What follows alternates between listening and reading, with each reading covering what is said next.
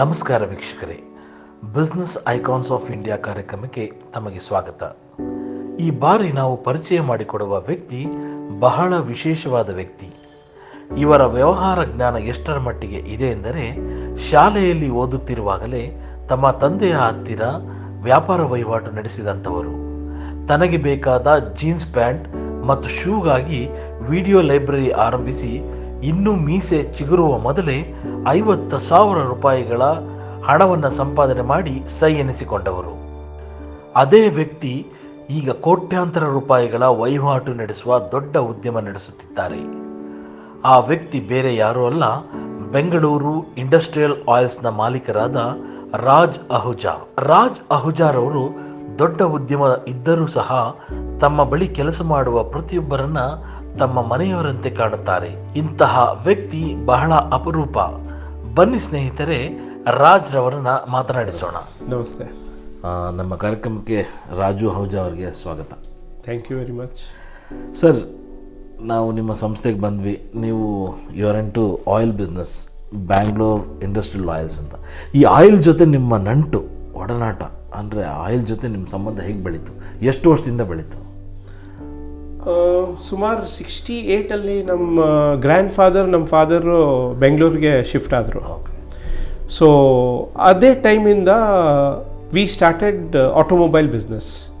And ಬರ್ತಾ ಬರ್ತಾ ಬರ್ತಾ ಆಟೋಮೊಬೈಲ್ ಜೊತೆ we added up oil and we added up a few more products. And like it is a family business from last 52 years. Okay okay. ನಿಮಗೆ ನೀವು ಎಷ್ಟು ವರ್ಷ ಇದ್ದಾಗ ನೀವು ಈ ಬಿಸ್ನೆಸ್ ಬಗ್ಗೆ ನಾಲೆಡ್ಜ್ ಬಂತು ನಿಮಗೆ? ನಾವು ಸ್ಕೂಲಲ್ಲಿರುವಾಗನೇ ನಾವು we used to help our father. Like our godown, it was like godown cum house.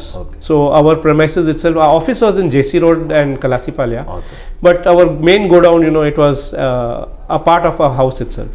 So ಅಲ್ಲಿಂದನೇ ನಾವು ಬೆಳ್ಕೊಂಡು ಬಂದ್ವಿ. ಅವ್ರ ಜೊತೆ ಹೆಲ್ಪ್ ಮಾಡೋದು, whatever work was there. Suppose there some person who is absent, any worker, so we used to substitute. Even though going to school ಇಂದ ಬಂದ್ಮೇಲೆ we used to substitute, help them out. ಆ ಕಲಿಯ ರುಚಿ ಇತ್ತು, ಏನಿದು ಹೇಗೆ there was always a scope for improvement. And during those school days also we had only one objective, that how do we improve next. So I used to take individual trips to different places to understand what is happening. We had a industry where we were dealing in all these lubricants, supplying to different places. So I used to accompany my dad, go to places to understand who are the customers, from where is he buying the raw material, from where is he buying the finished products. ಆ time ಇಂದಾನೆ ಆ ರುಚಿ ಬಂದಿತ್ತು. So finally once ಏನಾಯ್ತು, ನಮ್ಮ friends, we were in that growing stage. So when we are in 7th standard, all my friends, some were coffee estate owners, some were petrol pump, their parents were having petroleum business, petrol pump owners, and all were in a very good, we all were schoolmates. So I was feeling very laid back, that how do I ask my father to buy me a Nike shoe. ಅಲ್ಲಿಂದ ಶುರು ಆಯಿತು ನನ್ನ ಕಥೆ. Nike shoe commercial Street ಅಲ್ಲಿ ಹೋಗಿ ಕೇಳಿದಕ್ಕೆ I think it was around 2,000 rupees ಆ ಟೈಮಲ್ಲಿ. It was an imported product coming from probably which country, what origin, I don't know, but these things were getting sold at this price. And I was feeling pinched, because our school shoes will never cost more than 150-200 rupees, maximum 500 rupees ಒಂದು shoe ಬರೋದು. ಹೇಗೆ ನನಗೆ ತುಂಬ ಸಂಕೋಚ ಆಗ್ತಿತ್ತು. ನಮ್ಮ ತಂದೆಯವರಿಗೆ ಹೇಗೆ ನಾನು ಕೇಳಲಿ, ನನಗೊಂದು 2,000 ರೂಪಾಯಿ ಶೂ ತಂದುಕೊಡಿ ಅಂತ. ಹೇಗೋ ಮನಸ್ಸಲ್ಲಿ ರಾತ್ರಿ ಎಲ್ಲ ನಿದ್ದೆ ಬರಲಿಲ್ಲ. ಬೆಳಗಿನ ಜಾವ ಎದ್ಬಿಟ್ಟು ನಾನು ಮನಸ್ಸಲ್ಲಿ suddenly I got that idea, why shouldn't I sell this product. What my dad was selling petroleum product, same thing I told my dad, ಇದು ಎಷ್ಟಿಗೆ ನಮ್ಮ ಕಾಸ್ಟಿಂಗು, ನೀವು ನನಗೆ ಎಷ್ಟಿಗೆ ಕೊಡ್ತೀರಾ? He said, I think this is of 1985. Okay. I was just, out of 7th standard. 7th standard pass ಆಗಿ ಆ summer holidays ಇರುತ್ತೆ. So ಅವಾಗ ಇದೆಲ್ಲ ಮನಸ್ಸಲ್ಲಿ ಎಕ್ಸ್ಟ್ರಾ ಐಡಿಯಾಸ್ ಬರಕ್ಕೆ ಶುರು ಆಗೋದು. ನಿಮ್ಮ ತಂದೆಗೆ ಕೇಳಿದ್ರೆ ನೀವು ಇದು ನನಗೆ ಎಷ್ಟಕ್ಕೆ ಕೊಡ್ತೀರಾ ಅಂತ. ಅವರು ಹೇಳಿದ್ರು, ಇದು ನೋಡಪ್ಪ ನಮ್ಮ ಕಾಸ್ಟಿಂಗ್ 5 ರೂಪಾಯಿ, ನೀನು 5 ರೂಪಾಯಿಗೆ ತಗೋ. ಆ ಡಬ್ಬ ನನ್ನ ಹತ್ರ ಒಂದು ಹೀರೋ ಸೈಕಲ್ ಇತ್ತು. ಸೊ ಒಂದು ಬ್ಯಾಗಲ್ಲಿ ಒಂದು 20 ಡಬ್ಬ ತುಂಬಿಸಿದೆ. ಸ್ಟೇರಿಂಗ್ ಸಿಗಾಕ್ಸ್ಬಿಟ್ಟು ಗಾಡಿ ಸೈಕಲ್ ಓಡ್ಸಕ್ ನೋಡ್ತೀನಿ, ದಡೀರ್ ಅಂತ ಬಿದ್ದೋದೆ. ಸೊ ಇವಾಗ ನೆಕ್ಸ್ಟ್ ಏನು, I got very depressed. What next? Then that time in Bangalore ತುಂಬಾನೇ ನೀರಿಗೆ ಶಾರ್ಟೇಜ್ ಇರೋದು. We used to balance by taking 135 liter can from down corporation ಕೊಲೆಯಿಂದ, ಒಂದು ಕ್ಯಾನ್ ಲೆಫ್ಟ್ ಅಲ್ಲಿ ಒಂದು ಕ್ಯಾನ್ ರೈಟ್ ಅಲ್ಲಿ ಬ್ಯಾಲೆನ್ಸ್ ಮಾಡ್ಕೊಂಡು ನಾವು ಹೋಗ್ತಿದ್ವಿ. Same idea struck me. So immediately ನಾನು ಇನ್ನೊಂದು on the right hand side handle bar ಇನ್ನೊಂದು 20 ಡಬ್ಬ ಇಟ್ಕೊಂಡು ಸೈಕಲ್ ಬ್ಯಾಲೆನ್ಸ್ ಮಾಡ್ಕೊಂಡು ಸೈಕಲ್ ಓಡಿಸ್ಕೊಂಡು ಹೋಗ್ತಿದ್ದೀನಿ ರೋಡಲ್ಲಿ. ಎಲ್ಲಿ ಹೋಗಲಿ, ಯಾರು ಗೊತ್ತಿಲ್ಲ ನನಗೆ. I don't know where it is sold. It is somewhere, it is going to get sold. That confidence I had. From Rajaji Nagar, I drove the cycle uphill all the way to first block. Then I reached Yeshwanthpur. Yeshwanthpur bus stand pakka, I just saw one shop selling same kind of stuff. So Triveni road alli ನನಗೆ ಒಂದು 4-5 customers ಸಿಕ್ಕಿದ್ರು. ಈ 40 ಡಬ್ಬ immediately first day ಆ ಬೋನಿ ಆಗುತ್ತಲ್ಲ, ತುಂಬ ಒಳ್ಳೆ ಬೋನಿ ಆಯಿತು.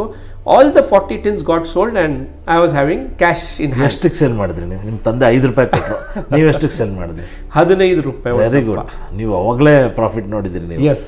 Okay. So 15 rupees each tin I sold. And I made various trips. ಸುಮಾರು ವಾರಕ್ಕೆ 2 ಸತಿ ಆರ್ಡರ್ ಸಿಗೋದು, ವಾರಕ್ಕೆ 3 ಸತಿನೂ ಆರ್ಡರ್ ಸಿಗೋದು.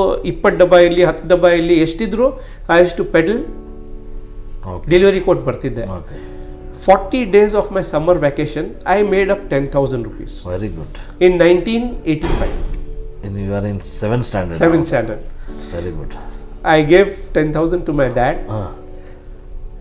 ಕೊಟ್ಟು ನಾನು ಅವ್ರಿಗೆ ಕೇಳ್ಕೊಂಡೆ, ಡ್ಯಾಡಿ ನನಗೊಂದು ನೈಕಿ ಶೂ ಬೇಕು, ಒಂದು ಲಿವೈಸ್ ಜೀನ್ಸ್ ಬೇಕು, ನನಗೆ 2-3 ಟಿ ಶರ್ಟ್ ಬೇಕು. So he said take what you want. ನಿಮ್ಮ ತಂದೆ ರಿಯಾಕ್ಷನ್ ಆಗಿತ್ತು ಆಗ? ನೋ, ಈ ಸೆಡ್ ಇದರಿಂದ ನಿಮಗೆ ಎಷ್ಟು ನಿನಗೆ ಖರ್ಚಾಗತ್ತೆ ನೀನು ಅದು ತೊಗೊಂಡು ಹೋಗು. ನಾನು ಲೆಕ್ಕ ಹಾಕೊಂಡೆ 2,000 ರೂಪಾಯಿ ಶೂ, 1,000 ಜೀನ್ಸು, ಒಂದು 3 ಟಿ ಶರ್ಟ್, 5,000 ರೂಪಾಯಿ ತೊಗೊಂಡು me and my friends went to Commercial Street. Commercial Street hogi, we had that there was one very old place called as Jean Shack. The owner was Mr. Washi. I know him even today because he belongs to our own community as well. Those were the memories, so it is hard to forget him. Fine, that was fine. Then we came to 8th standard, 9th to 10th. 10th ಸ್ವಲ್ಪ tough ಇತ್ತು. ಇವಾಗ 10th holidays ಅಲ್ಲಿ ತಿರುಗಿ ನನಗೆ ರುಚಿ ಆಯಿತು. ಏನು ಮಾಡಲಿ, because sitting idle is very easy. ಆ ಹುಡುಗರ ಜೊತೆ ಅವಾಗ ಆಡ್ತಿದ್ವಿ ನಾವು, ಬುಗ್ರಿ ಅಥವಾ ಗೋಲಿ ಆಟ, everything we used to play. But I felt that I should do something concrete, that I had that in me. I couldn't sit. ಆಟ ಆಡೋ ಕಡೆ ಆಟ ಆಡ್ತಿದ್ವಿ, ಏನಾದರೂ ಮಾಡಬೇಕು, ಏನಾದರೂ ಮಾಡಬೇಕು ಅಂತ ಮನಸ್ಸಲ್ಲಿತ್ತು. ಚೀಟಿ ಶುರು ಮಾಡಿದ್ವಿ. ನಾವು ಒಂದು 20 ಜನ ಫ್ರೆಂಡ್ಸ್ ಸೇರಿ 10,000 rupees ಅಮಾಂಗ್ ಅಸ್. ಅದರಲ್ಲಿ ಫ್ರೆಂಡ್ಸ್ ಆಫ್ ಫ್ರೆಂಡ್ಸ್ ಹಾಗಿದ್ರು ತುಂಬಾನೇ ಮೋಸ ಆಯಿತು. ಈ ವ್ಯವಹಾರ ಇಟ್ ವಾಸ್ ಅ ಡಿಸಾಸ್ಟರ್. ಒಟ್ಟಿನಲ್ಲಿ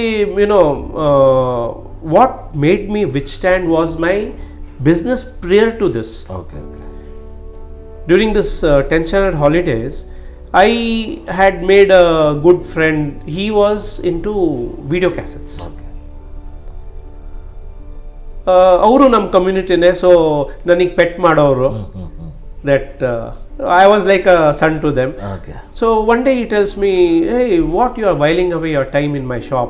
Do one thing, take these cassettes, go give home delivery. I was feeling very ashamed. How can I do that? Home delivering video cassettes?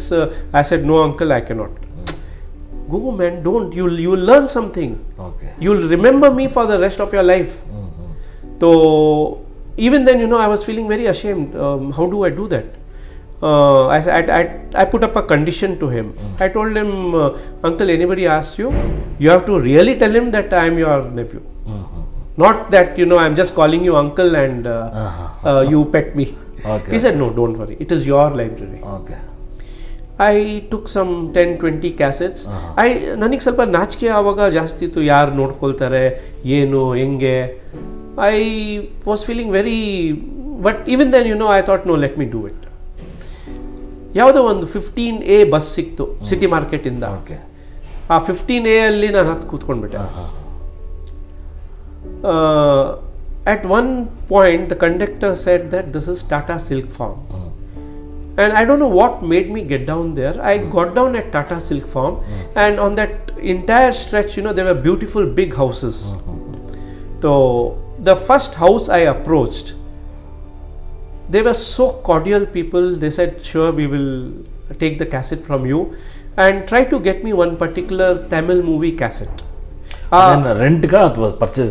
ರೆಂಟಿಗೆ. Okay. ಆ movie ಹೆಸರು ನನಗೆ ನಾಲ್ಗೆ ಮೇಲೆ ಬರ್ತಿಲ್ಲ, ಬಟ್ ಇಟ್ ವಾಸ್ ಸಮಥಿಂಗ್ ಪೂವು ಪೋಥ್ರಿಕಲ್ or something like that. Partial remembrance I have. There started my journey. Okay. Renting video cassettes, taking it from my uncle and giving it. ಎಷ್ಟಿತ್ತು sir rent? ಎಷ್ಟು ಒಂದು ಕ್ಯಾಸೆಟ್ಗೆ ಎಷ್ಟಿತ್ತು? Rent was 15 rupees. ಇವ್ರು ನನಗೆ 5 rupees ಕೊಡೋರು. Okay. Plus ನನಗೆ ಅವರು how he ನನಗೆ ಯಾವ ರೀತಿ ಅವ್ರು ಅರ್ಥ ಮಾಡಿಸಿದ್ರು, ನೋಡಪ್ಪ ಈ ಕ್ಯಾಸೆಟ್ ಅಂತೂ ನಿನಗೆ 10 ರೂಪಾಯಿ ಸಿಗತ್ತೆ. ಓಕೆ. ಅದೇ ಮೂವಿ ನಿನ್ನ ಮನೇಲಿ ನೋಡ್ಬೋದು ಫ್ರೀ ಆಗಿ. ಎರಡು advantage. You are paying me money to watch the movie. Okay. Now you are taking the cassette, giving there, you are making money there, and you are watching it free at your house. Okay. I thought it to be a brilliant idea. So that gave me a push. Okay, let me do. So hige one manena next in the next hogta within 1 week I became so friendly with around 30-40 people. So I was giving nearly 30-40 cassettes every day. Morning I used to go, then go walk in that stretch. ಎಲ್ರಿಗೂ ಕೊಡ್ತಾ ಇದ್ರೆ evening ವಾಪಸ್ collect ಮಾಡ್ತಿದ್ದೆ. ಹಳೆದೆಲ್ಲ ವಾಪಸ್ ತಗೊಂಡು ಅಂಕಲ್ಗೆ ಮತ್ತೆ ವಾಪಸ್ ಕೊಡ್ತಾ ಇದ್ದೆ. ಅದ್ರಲ್ಲಿ ಯಾವ್ದು ನಾವು ನೋಡ್ಬೇಕು ಮನೇಲಿ ಹಾಕೊಂಡು ನೋಡ್ತಿದ್ವಿ. And he never used to tell ಇದು 2 ದಿನ ಆಯ್ತು ಇವಾಗ 10 ರೂಪಾಯಿ ಕೊಡು. ಏನಿಲ್ಲ, ಒಂದು 10 ರೂಪಾಯಿನೇ ತಗೋತಿದ್ದ ಒಂದು ಫಿಲಮ್ಗೆ. 5 rupees. Okay. So he had blind faith on me that I am not going to lie. Okay. I used to tell him, uncle, this I have given it for 2 people. Okay. So 5 into 2 days, 10 days. I used to, voluntarily agree to if I had made money. Okay. For the second day also. So hige once from one house I received an order of new cassettes. ಅವ್ರು ನನಗೆ ಹೇಳಿದ್ರು, ರಾಜು ಏನಪ್ಪ ನನಗೆ Ramayana series ನೀನು ತರಿಸ್ಕೊಡ್ತೀಯಾ? Ramayana popular ಇತ್ತಾಗ ಭಾಳ. ತುಂಬ popular ಇತ್ತು. I said, give auntie 2 ದಿನ ಟೈಮ್ ಕೊಡಿ, I will ask my uncle. So I went, I asked my uncle. He said 1 cassette 1800 ರೂಪಾಯಿ ಆಗುತ್ತೆ. ಸೀರೀಸ್ ಅಂದರೆ 30-40 ಕ್ಯಾಸೆಟ್ಟು. ಫಸ್ಟ್ ಅವ್ರಿಗೆ ಕೇಳಿ ಅದು ಬೇಕಾ ಇಲ್ಲ ಏನು ಬೇಕು. After 2 days I have come, auntie ಹೀಗೈತೆ 54,000 to 75,000 full series you will get, original. They said, no, we want something normal. We cannot, ತೊಗೊಳ್ಳಿಕ್ಕಾಗಲ್ಲ, afford ಮಾಡೋಕ್ಕಾಗಲ್ಲ. So that time I also got little perplexed what to do. ನಮ್ಮ ಅಂಕಲ್ಗೆ ಇಲ್ಲಿಂದ ಬಂದಿದ ತಕ್ಷಣ relate ಮಾಡಿದೆ, uncle this is the thing, you give me something which is workable to them also. ಥಟ್ ಅಂತ ನನ್ನ ಬೆನ್ನಿಗೆ ಒಂದು ಹೊಡೆದ್ರು, ನಿನಗೆ ನಾನು ಕಲ್ಸ್ಕೊಡ್ತಿದ್ದೀನಿ ಕ್ಯಾಸೆಟ್ ಬಿಸ್ನೆಸ್ಸು, ನೀನು ಮಾಡೋದು ಬಿಟ್ಟು ನೀನು ನನ್ನ ಹತ್ರ ಬರ್ತೀಯ ನನಗೆ ತರಿಸ್ಕೊಡಿ ಅಂತ. ನನಗೆ ಸಜೆಸ್ಟ್ ಮಾಡ್ತಾ ಇದೆಯಾ? ಸೊ ಐ ಸೆಡ್, ನೀವೇ ಹೇಳಿ ಏನು ಮಾಡೋಣ. I will give you 1 VCR on rent. Plus ಈ ಸೀರೀಸ್ ಕ್ಯಾಸೆಟ್ಟು ಮೂರು ಕ್ಯಾಸೆಟ್ ಡೈಲಿ ತೊಗೊಂಡು ಹೋಗು, ಓಕೆ, ರಿಕಾರ್ಡಿಂಗ್ ಮಾಡು, ರಿಕಾರ್ಡಿಂಗ್ ಮಾಡಿ ಅವ್ರಿಗೆ ಕೊಡು. So he wants for cheap, you make your margin, okay, add ಮಾಡಿಬಿಟ್ಟು ಅವ್ರಿಗೆ ಹೇಳು, you can finish it off. Why you are depending on me? Then how will you stand on your own legs? Everything, if you want me to do it as a, you know, a cake ಒಳ್ಳೆ lesson ಕೊಟ್ಟರು ನಿಮ್ಗೆ ಅವರು. VCR ಕೊಟ್ಟರು, record ಮಾಡಿ ನೀನೇ ಕೊಡು ಅಂತ. ಹಾಂ. ಸೊ ನಮ್ಮ ಅಜ್ಜಿ ನಮ್ಮ ಜೊತೆ ಇದ್ರು, ಅವ್ರಿಗೆ ಎಷ್ಟು ಸಂತೋಷ.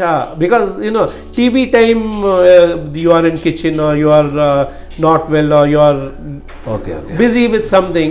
Here every day she is getting to see three serials. She was the happiest lady of that time because of me, and I am happy for that. ಅಷ್ಟು ಸಂತೋಷ ಅವರಿಗೆ. ಎಷ್ಟು ಸೀರೀಸ್ ಕೊಟ್ರಿ ನೀವು ಅವ್ರಿಗೆ? Should be around 35 or 36, exact ನೆನಪು ಬರ್ತಿಲ್ಲ. Okay okay. 12 ಡೇಸಲ್ಲಿ ಇಲ್ಲ 15 ಡೇಸಲ್ಲಿ ಎಷ್ಟು ರೆಕಾರ್ಡಿಂಗ್ ಮಾಡಾಯಿತು ಹೋಗಿ ಅವ್ರಿಗೆ ಕೊಟ್ಟೆ. Okay okay. ಇಟ್ ವಾಸ್ ನನಗೆ ಕಾಸ್ಟಿಂಗ್ ಅರೌಂಡ್ 150 ರೂಪಿ ಬಿದ್ದಿತ್ತು, ಅವರಿಗೆ 250 ರೂಪಿ ಕೊಟ್ಟೆ. Okay. They were also happy because 75,000 though it came down to hardly 7,500. Okay okay. ನಿಮಗೆ ಅವಾಗ ಏಜ್ ಎಷ್ಟು? 16. 16. 10th holidays. 40 days I am talking about. Okay okay okay. And here, you know, the confidence grew in me. Okay. And my dad, he discussed it with some of his friends. My son has started video cassette business. So anything is there, new help ಮಾಡಿ ಅವನಿಗೆ. He is trying to do something. Fine, everything was going smooth. ಹೀಗೆ ಇನ್ನೊಂದು order ಸಿಕ್ತು. Okay. So ಅಲ್ಲೂ ಒಂದು 4,000 ರೂಪಾಯಿ ನನಗೆ net profit ಆಯಿತು, 8,000 ರೂಪಾಯಿ ಪ್ರಾಫಿಟ್ ಆಯಿತು. ಹೀಗೆ ನಮ್ಮ ಅಂಕಲ್ ಜೊತೆ ಒಂದು ಸಂಡೇ ಕೂತಿದ್ದೆ, because Sunday we used to not go anywhere. There was one more gentleman. So Deepak Seth and his brother, they used to supply new cassettes to my uncle's library. Okay. And that Sunday, particular Sunday, he was there. I got mutually introduced because even Mr. Deepak, he was Deepak, Ashok and Deepak. They were also my same community. Okay. So I got mutually introduced, and he said, "What are you sitting and going home to home for? For 5 rupees or 10 rupees? Come, you come to me. I'm going to give you new cassettes where you will make 50 rupees per cassette." I thought, not a bad idea.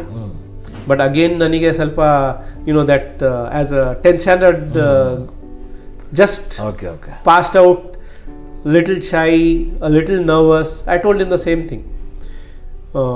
Uncle, if anybody asks, you have to tell I am your nephew. I was feeling a little, I don't know, that age was like that.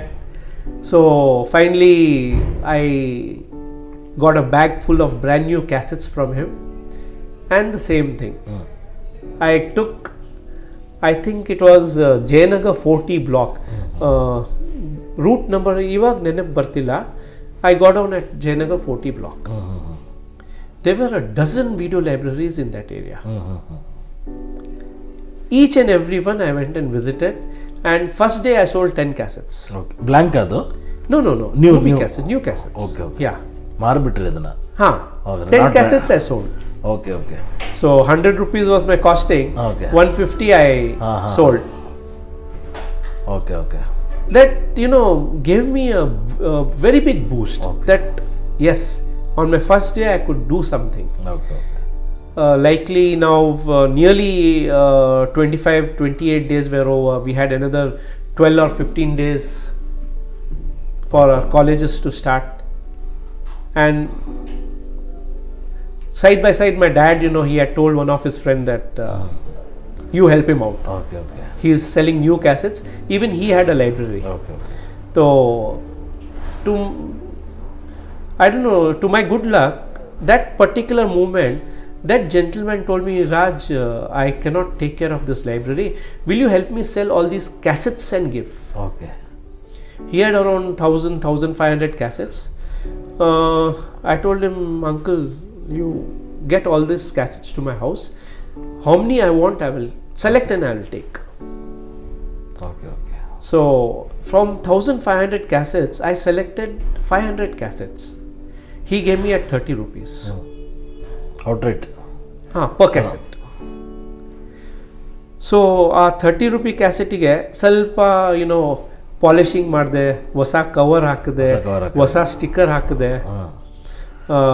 ಕೆಲವೊಂದು ಕಡೆ ಫೋಟೋಗಳು ಸಿಕ್ತು, ಆ photo ಅಂಟಿಸಿದೆ. And those cassettes we brand new. Okay okay. To these people, the same library people, I told them I have this lot of cassettes. Okay. ತಗೊಳ್ತೀರಾ? ಹಾಂ. They were ready. Okay. And all those 500 cassettes I sold at a profit of 100 rupees per cassette. O very good. 30 ರೂಪಾಯಿಗೆ ತೊಗೊಂಡು 100 ರೂಪಾಯಿಗೆ ಮಾರಿದ್ರಿ, ಒಳ್ಳೆ profit. No, 30 ರೂಪಾಯಿಗೆ ತಗೊಂಡು 20 ರೂಪಾಯಿ ಅದು ರೀಫರ್ಬಿಶ್ ಮಾಡಕ್ಕೆ ಖರ್ಚಾಯಿತು. 150ಕ್ಕೆ ಸೇಲ್ ಮಾಡಿದ್ದು. Okay very good. 50 ರೂಪಾಯಿ ಹೋಯ್ತು. 50 ರೂಪಾಯಿ ಹೋಯ್ತು, 100 ರೂಪಾಯಿ ಲಾಭ ಬಂತು. 50,000 rupees was my net profit in the next 15-20 days. 10th holidays ಅಲ್ಲಿ ಆಗಿದ್ದು. 50,000 ಪ್ಲಸ್ ಇಲ್ಲಿ